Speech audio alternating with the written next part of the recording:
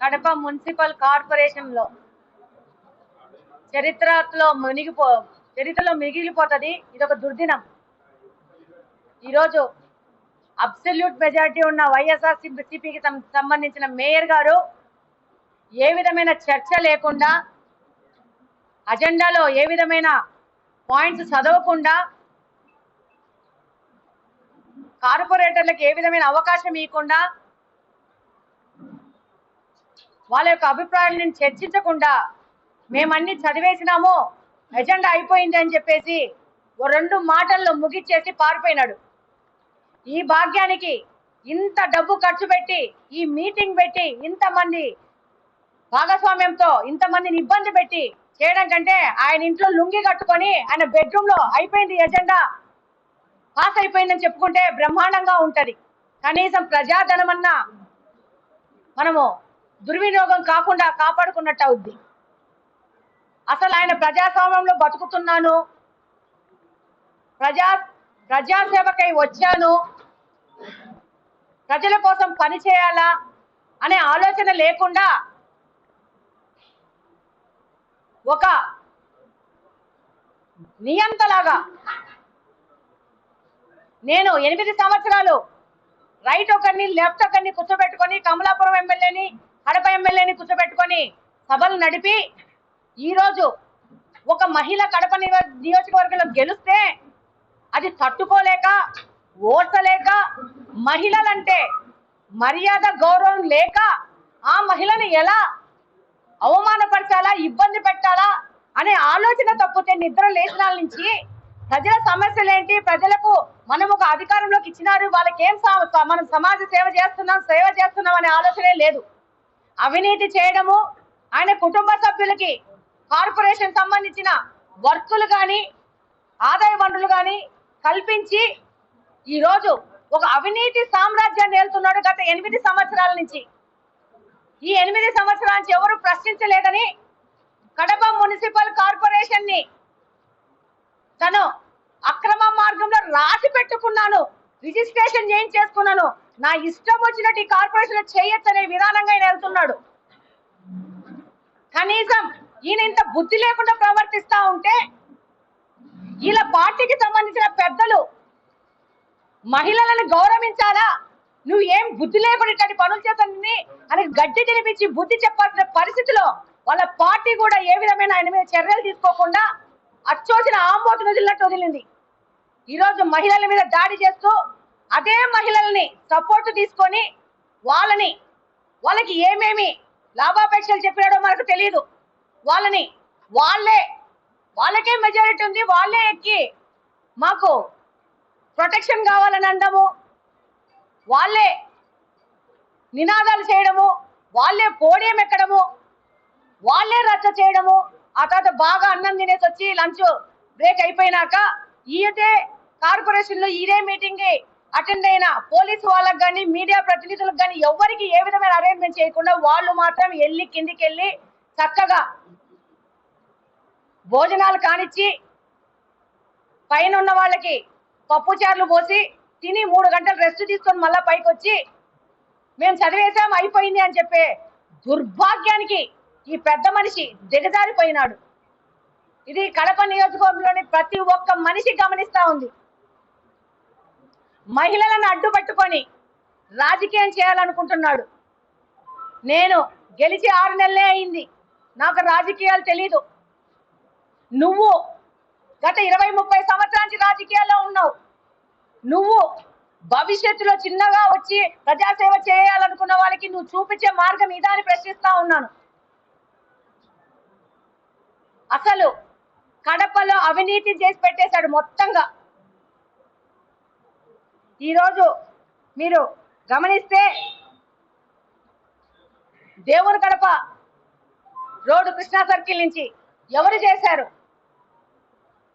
ఈ యొక్క పెద్ద మనిషికి సంబంధించిన వ్యక్తి కాదా? ఢిల్లీ పబ్లిక్ స్కూల్ దగ్గర రోడ్డు ఈ పెద్ద మనిషికి సంబంధించిన వ్యక్తే. ఈయన కుటుంబ సభ్యుడే చేసి ఈ రోజు ఆల్రెడీ 2 నెలలే అయింది ఆ రోడ్డు ఓపెన్ అయ్యి. ఆల్రెడీ క్రాక్స్ వచ్చి నాణ్యత లేని వర్క్ చేశాడు. దాని మీద చర్యల గురించి మాట్లాడుతున్నాడా? ఈ రోజు మాసాపేటలో టెంపుల్ ని పగలగొట్టినారు. కార్పొరేషన్ వైపు నుంచి ఒక అగ్రిమెంట్ అయ్యి టెంపుల్ మేమే కడతామని చెప్పినారు. కట్టినారా? ఎన్ని రోజులైంది టెంపుల్ పగలగొట్టి? ఈ రోజుకి ఎన్ని రోజులు కావస్తా ఉంది? దాని గురించి ఏమైనా చర్యలు ఉన్నాయా? అన్నమయ్య విగ్రహం తీసినారు. ఆ రోజు అక్కడ ప్రాంతంలో ఉన్న వాళ్ళకి మేము మళ్ళా కట్టిస్తాం ఆ గుడిని, మాది బాధ్యతని అగ్రిమెంట్ అయ్యారు. దాని గురించి ఏమైనా చర్యలు ఉన్నాయా? ఎన్ని మసీదు స్థలాలు, ఎన్ని చర్చిలు అన్యాక్రాంతం అయిపోయినాయి ఈ కడపలో, దాని మీద చర్యలు ఉన్నాయా? ఈరోజు అవినీతి ఎంత ముందుకెళ్ళిందంటే వీళ్ళకి గుళ్ళ స్థలాలు, మసీదు స్థలాలు, చర్చి స్థలాలు కూడా వదలని పరిస్థితుల్లో అవినీతి చేశారు వీళ్ళు. ఈరోజు తెలుగుదేశం పార్టీ అధికారంలోకి వచ్చింది. ఇక్కడ ఎమ్మెల్యే తెలుగుదేశం పార్టీకి సంబంధించిన ఒక మహిళ గెలిచింది. ఈరోజు తెలుగుదేశం పార్టీకి 8 మంది కార్పొరేటర్లు వచ్చినారు అనే విషయాన్ని డైజెస్ట్ చేసుకోలేక ఒక కుర్చీ అనే డ్రామా మొదలు పెట్టాడు. ఈరోజు మొన్న మాట్లాడతారు కడపలో నీ తాగునీటి సమస్య లేదని చెప్పి, గాంట్ నుంచి ఉమ్ముతారు వీళ్ళ ముఖాల మీద. కడపలో తాగునీటి సమస్య లేదు అని చెప్తే ప్రజలు వీళ్ళకు బుద్ధి చెప్పే టైం ముందుంది. నిన్న ఎవరో ఆఫ్ రికార్డ్ అడిగితే అలా చెప్తాము మీడియాకి అంతే అని చెప్తాడంటే ఈ పెద్ద మనిషి. ఇలాంటి పరిస్థితులు ఈ కడప మున్సిపల్ కార్పొరేషన్ ఇలాంటి వ్యక్తి ఆధీనంలో ఉంది. అన్అఫిషియల్ గా రాసేసుకున్నాడు. ఇక్కడ ప్రజాస్వామ్యం లేదు, ప్రజల సమస్య గురించి చర్చ లేదు. ఎంతో మంది కార్పొరేటర్లు ఈ రోజు ఎజెండాలో వాళ్ళకి సంబంధించిన ప్రజల సమస్యలను దాంట్లో పొందుపరిచినారు. ఫర్ ఎగ్జాంపుల్, కుక్కలు పిల్లల్ని కాటేస్తున్నాయి, రోడ్డు మీద మనుషుల మీద దాడి చేస్తున్నాయి. ఎంతమంది కుక్కలకి ఆపరేషన్లు చేయించారని ఒక క్వశ్చన్ ఉంది. ఇలాంటి ప్రజలకు సంబంధించిన సమస్యలు, రోడ్ల గురించి, నీళ్ల గురించి, ప్రతి ఒక్క దాని మీద సమస్యల మీద వాళ్ళు ప్రశ్నిస్తే ఏ విధమైన చర్చ లేకుండా, ఏ విధమైన దానికి ఏ విధమైన అజెండా చదవకుండా ఈ రోజు ప్రజలను ఫేస్ చేసే ధైర్యం లేకుండా, కార్పొరేటర్లు ప్రశ్నిస్తే సమాధానం చెప్పుకునే పరిస్థితి లేక ఇంత దుర్మార్గంగా అజెండా అయిపోయింది అని చెప్పేసి వెళ్ళిపోతున్నారు. ఇది మీడియా ప్రతినిధులు అందరి ముందు జరిగిన విషయం. ఈ విధంగా ఎక్కడన్నా ఏ కార్పొరేషన్ లో అయినా మీటింగులు జరిగింది మనం చరిత్రలో చూసామా? కడప కార్పొరేషన్ లో జరిగింది. ఇలాంటి దుర్మార్గమైన ఈ మనిషి వలన ఈయనకు ప్రజల గురించి అవసరం లేదు, ప్రజా సమస్యల గురించి అవసరం లేదు. వీళ్ళ కుటుంబ సభ్యులు G+2 పర్మిషన్ తీసుకొని 4 అంతస్తులు కట్టుకుంటారు. సామాన్య ప్రజలు వాళ్ళ ఇలా ఆయన సంబంధించిన ఆయన కుటుంబ సభ్యులు మాత్రము అతిక్రమించి ఇల్లులు కట్టుకొని అవినీతి చేయొచ్చు. అదే 2-3 సెంటర్లో పేదవాళ్ళు ఇల్లులు కట్టుకుంటే నీకు పర్మిషన్ లేదని దాడి చేయనీకి పోతారు, ఆ ఇళ్లను కూలుస్తారు, ప్రొక్లైన్ తీసుకొని బుల్డోజర్ తీసుకుపోయేసి. ఇది 1 సైడెడ్ రాజ్యాంగం నడుపుతున్నాడు ఈ పెద్ద మనిషి. ఈరోజు ఇదే అజెండాలో దాదాపు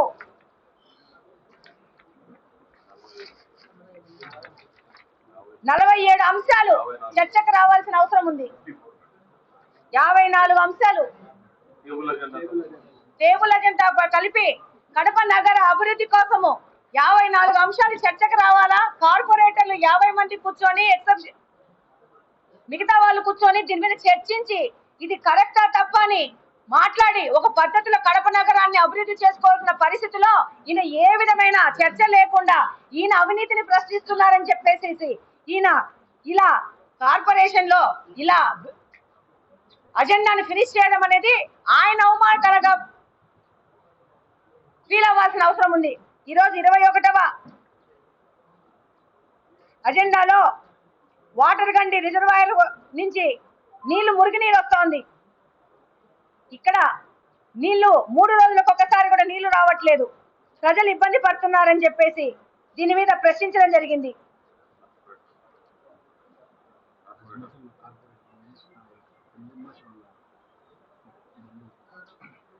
గౌరవ కార్పొరేటర్ హస్మతుల్లా గారు అమ్జద్ బాషా గారి కజిన్, ఆయన కూడా అడిగారు దీంట్లో గ్రామ సచివాలయకు ఈ వాటర్ సమస్యని హస్మతుల్లా గారు అడిగినారు. అలాగనే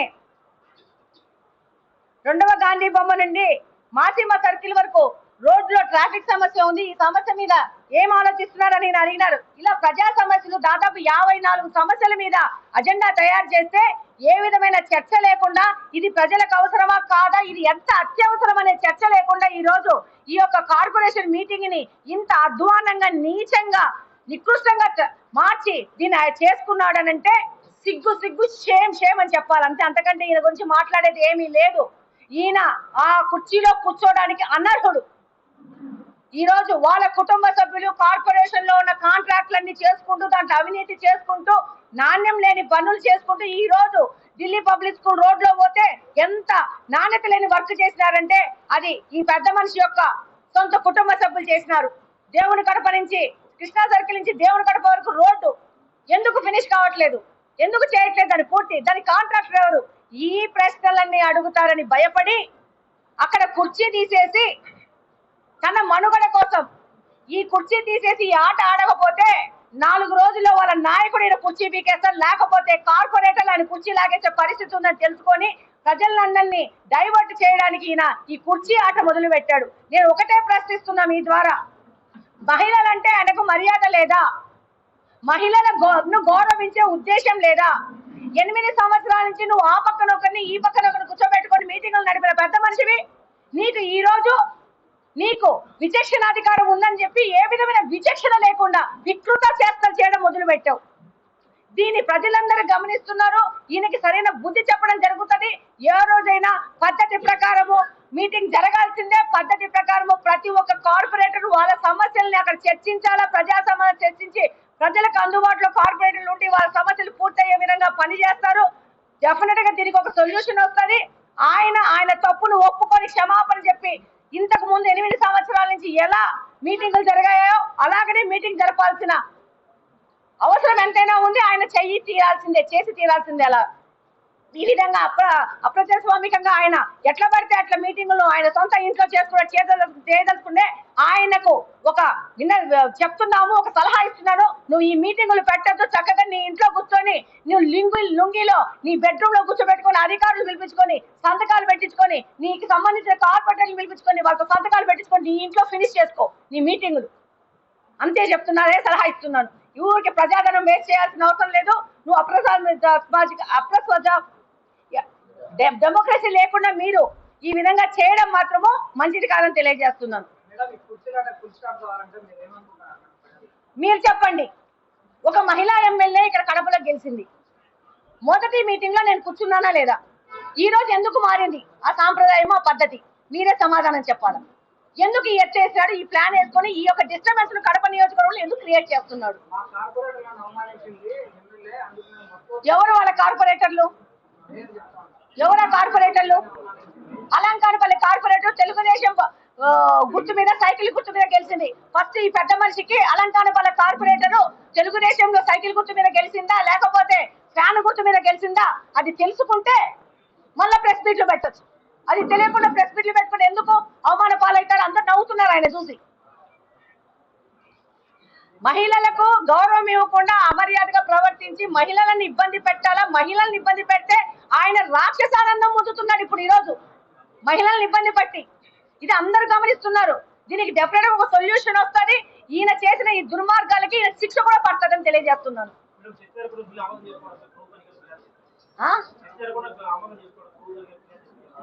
డెఫినెట్ గా దీని మీద ఏముంటాయి అవకాశాలన్నీ చర్చించడం జరుగుతుంది. ఆయన అనుకోని ఈ విధంగా చేసుకుంటే ఇలాంటి మీటింగులు పెట్టాల్సిన అవసరం లేదు, ఇలాంటివి ఏమి ఇంత ప్రజాధనం ఉపయోగించాల్సిన అవసరం లేదు. ఆయన ఇంట్లో నేను చెప్పాను కదా, బెడ్రూమ్ లో ఆయన లుంగి కట్టుకొని 2-3 అధికారులు పిలిపించుకొని సంతకాలు పెట్టేసేసి పంపిస్తే సరిపోతుంది. దీనికి ఈ జనరల్ బాడీ మీటింగ్స్ అవసరం లేదు. మీడియా ప్రతినిధులు వాళ్ళతో సమానమైన వ్యక్తులు కాదా? పోలీసు వాళ్ళు సమానమైన వ్యక్తులు కాదా? ఆయనకేమో తందూరీలు, బిర్యానీలు, చికెన్లు, మటన్లు కావాలా? మిగతా ఈ కార్పొరేషన్ లో ఈ మీటింగ్ కోసం అటెండ్ అయిన మిగతా వాళ్ళకి పప్పుచారు, తెరగన్నాలు పెట్టారా? అడిగితే నాకు సంబంధం లేదంటాడు. మరి ఆయనకి ఏం సంబంధం ఉంది? కడప కార్పొరేషన్ లో మనిషికి వణుకు చూస్తుంది. వణికిపోతున్న మనిషి ఎమ్మెల్యే గారు చెప్పినట్టు ఆయన బెడ్రూమ్ లో మీటింగ్ పెట్టుకుంటే సరిపోతుంది. కార్పొరేషన్ ఏమన్నా ఆయన జాగీర్, ఆయన ఆఫీస్ అనుకుంటున్నాడా? సొంత బిల్డింగ్ అనుకుంటున్నాడా? Kadapa corporation mayor corporation office ఆయన జాగీర్ అనుకుంటున్నాడా? ఆయన సొంత ఇల్లు అనుకుంటా ఉన్నాడా?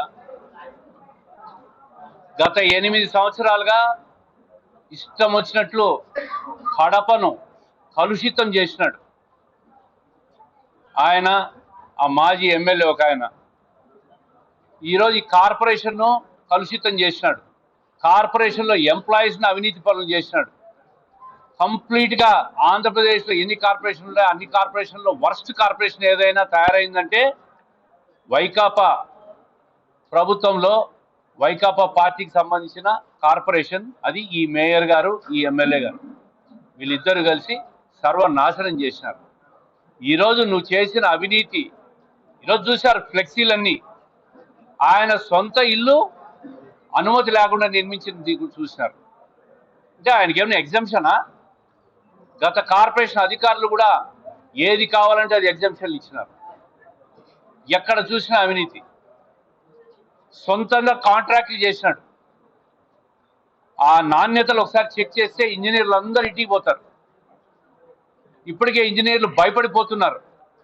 గతంలో చేసిన పనుల మీద నాణ్యత చెక్ చేస్తే మేము ఇంట్లోకి పోతామని చెప్పి భయపడిపోతూ ఉన్నారు. ఈ విధంగా కార్పొరేషన్లో ఉన్న ప్రతి ఉద్యోగిని, ప్రతి వ్యవస్థను కూడా చేతిలోకి తీసుకొని సర్వనాశనం చేసి ఈరోజు వాళ్ళు చేసిన అవినీతిని ప్రశ్నించేదానికి ఎమ్మెల్యే ఆ పార్టీలో ఉన్న కార్పొరేటర్లు అసహించుకొని మా దగ్గరికి వస్తే ఈరోజు వాళ్ళందరి మీద అవమానపరిచే విధంగా, ముఖ్యంగా మహిళలను అవమానం పరిచే విధంగా ప్రవర్తించినారు. మహిళలంటే గౌరవం లేదా మీకు? కడప మహిళలకు అందరికీ కూడా ఇది ఒక దిక్సూచి లాంటిది. ఇటువంటి నాయకులను ఎన్నుకుంటే మహిళలకు నగరంలో ఏ విధంగా గౌరవం ఉంటుంది అనే దానికి ఈరోజు జరిగిన కార్పొరేషన్లో ఆ మేయర్ ప్రవర్తించిన తీరే నిదర్శనం. ఏది ఏమైనా కడప కార్పొరేషన్ కడప అభివృద్ధి కోసం కట్టుబడి ఉంది. ఎమ్మెల్యే కట్టుబడి ఉంది. దానికోసం నిరంతర పోరాటం చేస్తూ ఉంది. తాగునీటి విషయంలో ఆమె చేసిన పోరాటం మీరందరూ చూశారు. గబ్బు నీళ్ళు వస్తున్నాయని ప్రజలు చెప్తా ఉంటే నీటి సమస్య ఎక్కడుందని మాట్లాడేదానికి వాళ్ళకి నోరెట్లా వచ్చిందని చెప్పి నేను అడుగుతా ఉంటాను. మీ కార్పొరేటర్లే మాట్లాడుతూ ఉన్నారు నీటి సమస్య ఉందని. మీకు కళ్ళు పోయినాయా? ఒక్కసారి బస్తీ లేకపోయి చూడమని చెప్తా ఉంటాను. అవి చెయ్యరు. కానీ ఈరోజు ఒక మహిళను అవమానించేదానికి, ఏ రోజు మహిళా కార్పొరేటర్లను ఒక్కరోజు కూడా గౌరవించని ఈ మేయరు ఈరోజు వాళ్ళ ఇండ్లకు పోయి ఆ మహిళా కార్పొరేటర్లు తన బండిలో ఎక్కించుకొని పోయినాడు. ఆ స్థితికి దిగజారిపోయినాడు పాపం. ఏమైనా ఈ మహిళా ఎమ్మెల్యేని ఏమైనా అవమానిస్తే వాళ్ళ నాయకుడు జగన్మోహన్ రెడ్డి గారు ఏమన్నా మార్కులు ఎక్కువ వేస్తాడు అనుకున్నాడేమో. దిగజారి వ్యవస్థలను నీరుగార్చి సర్వనాశనం చేసినావు. నువ్వు చేసిన అవినీతికి రేపు మా కార్పొరేటర్లను ఏదైతే వీళ్ళు ఒక మంచి ప్రభుత్వాన్ని ప్రోత్సహిస్తూ మంచి ప్రభుత్వం కోసం, ప్రజల కోసం పనిచేసే ప్రభుత్వాన్ని చూసి మా పార్టీలో చేరారో వాళ్ళను నువ్వు రాజీనామా చేయమని అడుగుతున్నావు. వాళ్ళు ఓడిపోతారని మాట్లాడుతున్నావు. మీరు కూడా రాజీనామా చేయండి, వాళ్ళతో రాజీనామా చేయిస్తాం. మీరు ఎప్పుడు ఎన్నికలు పెట్టినా మాకు ఓట్లు వేస్తారు, మేమే గెలుస్తామని మాట్లాడుతున్నారు కదా. మీకు ఆ దమ్ము ధైర్యం ఉంటే మీ 40 మంది కూడా మీరు రాజీనామాలు చేయండి, వాళ్ళతో కూడా రాజీనామాలు చేయించి పోటీ చేపిస్తాం. వాళ్ళతో రాజీనామాలు చేయించే బాధ్యత నాది. మీ 40 మంది ఎప్పుడు ఎన్నికలు పెట్టినా వీళ్ళని ఓడగొడతాం, మేము గెలుస్తామనే ధైర్యం దమ్ము మీకుంటే ఎస్, మా 8 మందితో రాజీనామాలు చేయిస్తాం. మీరు కూడా రాజీనామా చేసి ఎన్నికలు పోదాం, సిద్ధంగా ఉండండి. అంతే తప్ప ఏదో నగరంలో 60 అజెండాలు, ఒక అభివృద్ధి కోసం పెట్టిన నిధులు ఖర్చు చేసేదానికి మీటింగ్ జరిగితే ఒక కుర్చీ వేయకుండా అవమానం చేసేదానికి నీ సునకానందాన్ని పొందాలనుకున్నావు. నువ్వు కుర్చీ వేసే వరకు, ఎమ్మెల్యేకి విప్పుకు కుర్చీ వేసే వరకు నీకు కడప ప్రజలు ఇదే విధమైన సమాధానం చెప్తానే ఉంటారు. ఆమెకు అర్హత ఉంది కుర్చీ వేసేదానికి. గతంలో ఉన్న ప్రాక్టీసెస్, గతంలో ఉన్న కన్వెన్షన్స్ ఫాలో కమ్మని అడుగుతున్నాం. మీడియా సోదరులు కూడా చెప్తున్నాం. నేను ఒకటే చెప్పాను, మీడియా సోదరులు అనుమతించట్లేదంటే గతంలో ఏ విధంగా ప్రాక్టీసెస్ ఉన్నాయి, మీడియా వాళ్ళని అనుమతించారా? ఇప్పుడు కూడా అనుమతించండి. ఎందుకు ఏకపక్షంగా వ్యవహరిస్తారు? ఈరోజు ఏమన్నా మీ కార్పొరేషన్ ఆఫీస్ ఏమన్నా మీ సొంత జాగిరా, మీ పేరుతో రిజిస్టర్ చేసుకున్నారా? మీరు ఎవరిని కావాలంటే వాళ్ళు రానిచ్చేదానికి, ఎవరిని కావాలంటే పోనిచ్చేదానికి మీ ఇష్టం కాదు. మీ అంతిమ రోజులు దగ్గరకు వచ్చినాయి, మీ పవర్ పోయింది. మీరు ఏమి చేసినా మీ అవినీతిపరమైన అజెండాను కడప నగర ప్రజలు ఎవరు ఆమోదించే పరిస్థితుల్లో లేరు. మీరు చేస్తున్న, మహిళలకు చేస్తున్న అవమానానికి ప్రతి మహిళ కూడా మీకు తొందరలో సమాధానం చెప్తుందని చెప్పి తెలియజేస్తాం. ఎంత అహంకారమైన మహిళలని కింద కూర్చోమంటాడు.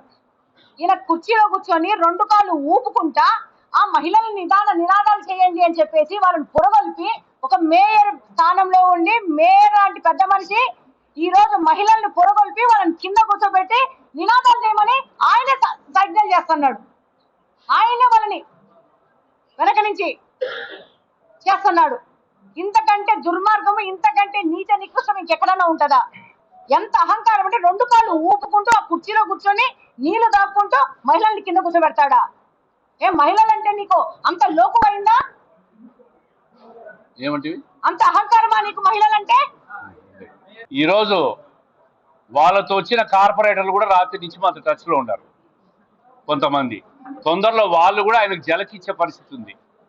ఈరోజు వాళ్ళతో వచ్చింది, 4-5 రోజుల్లో చూడు ఇదే మేయర్కు మళ్ళా 2వ జలకిస్తారు. లేము, ఆ పదవులు మేము కైవసం చేసుకుంటే ఉద్దేశంలో మాకు లేం. నువ్వు అవినీతి పరమైన అజెండాలు పెట్టినప్పుడు, దాన్ని రాటిఫికేషన్లు పెట్టి ఆ సొమ్ము తినాలనుకున్నప్పుడే మెజారిటీ కార్పొరేటర్లతో నీ అజెండాను తిరస్కరించబడుతుంది. That is our goal. Kadapa నగరం కోసం పనిచేస్తాం.